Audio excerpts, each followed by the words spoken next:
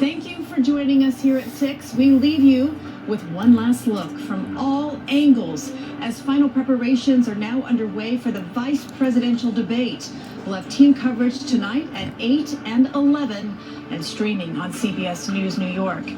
Right now, coverage continues with Norah O'Donnell live from the debate set on the CBS Evening News.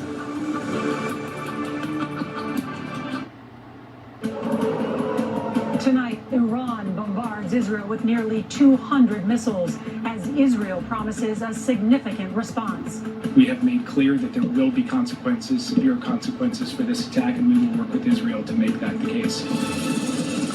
We're on board a rescue chopper 4 days after Hurricane Helene devastated North Carolina. Tonight, the hundreds still missing. Thousands of families have been devastated without homes. I don't see anything to go back to. And it's debate night. Senator J.D. Vance and Governor Tim Walz go head-to-head for the first and only time. A special edition of the CBS Evening News from the New York debate stage starts now.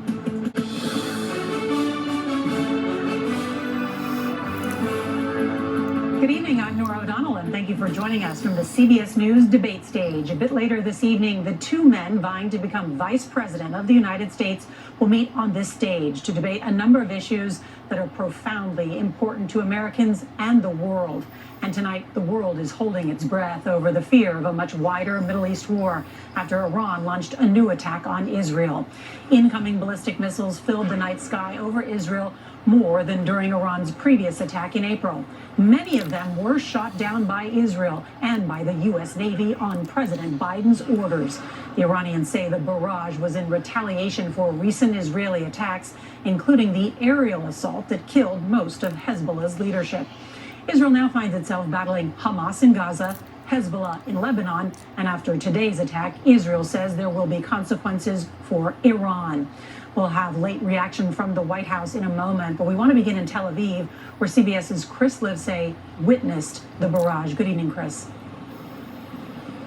Good evening, Nora. Israelis have been bracing for a major retaliation after the recent assassinations of Hamas and Hezbollah leaders. Well, tonight, that retaliation finally came.